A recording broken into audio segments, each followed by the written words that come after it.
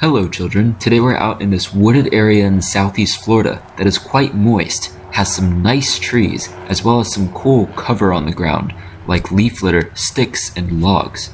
Under this log, we flipped this honestly quite boring and motionless Florida leatherleaf slug. But this huge Florida leatherleaf that we flipped right afterwards was a lot more lively in showing just how unexpectedly fast they can be. Their name is quite self-explanatory, as their skin has a very leathery texture compared to other species of slugs. They blend in almost perfectly with the dead leaf litter.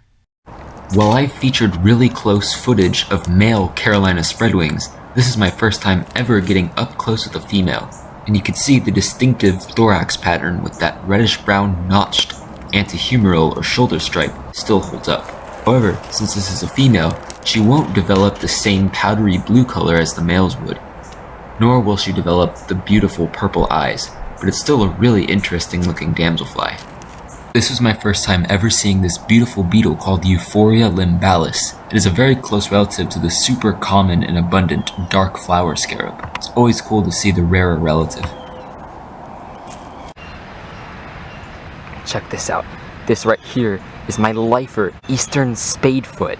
Now this is an incredible find, and I'm really happy to finally see this incredible species right here.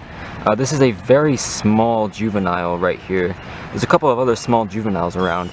I haven't had any luck finding adults, but this is a very recognizable species by those really big, kind of sad looking eyes. Like if you could see, it has a very sad look on the face. Now the eastern spadefoot, at least here in Florida, have these small red spots all over the body. Now even on this very small adult, you could still see that distinctive pattern, and it's settled down finally in the leaf litter. It seems to have found a good little hiding spot. It doesn't think I see it anymore, or at least it feels more comfortable now than when I first spotted this little guy. What a beauty.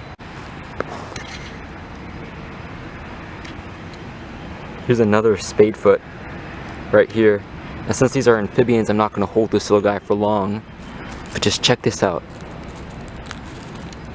They're quite docile. Little guy. Check that out.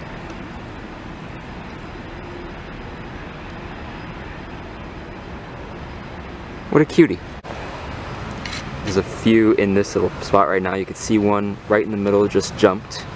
There's another right down here. It just jumped a little farther in there too, right in the middle of the frames, jumping in.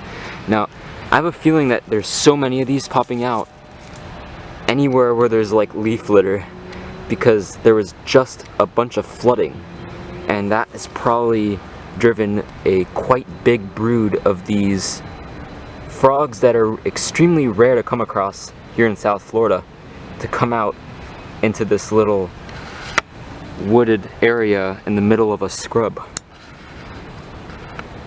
This one's just found a little cute little hiding spot underneath this log. So the guy's letting me get real close. Look at him. He's a bit shyer than some of the others. Come on. Look at that cuteness. They just have such a sad face, and it's so cute. As you can see, their pattern's quite variable, but they always, at least here in Florida, have that nice mottled pattern with little red spots.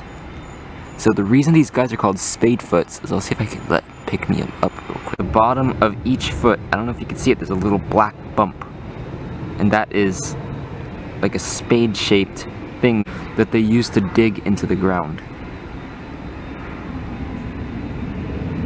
My biggest surprise in flipping yet, though, has to be this absolutely gorgeous lifer for me, little brown skink.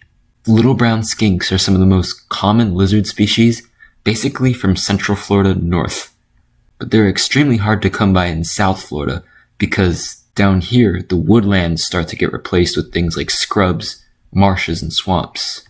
But in this little wooded area, this perfect little brown skink was just right underneath a palm frond, blending in almost perfectly with the leaf litter that was underneath it. The little brown skink is easily identified by the overall drab brown color, except for 2 black stripes running behind each eye and on the side of the body. Unlike most of our famous lizards in Florida, the little brown skink is a native species. Here in South Florida, these are heavily outnumbered by the also native southeastern 5-line skink.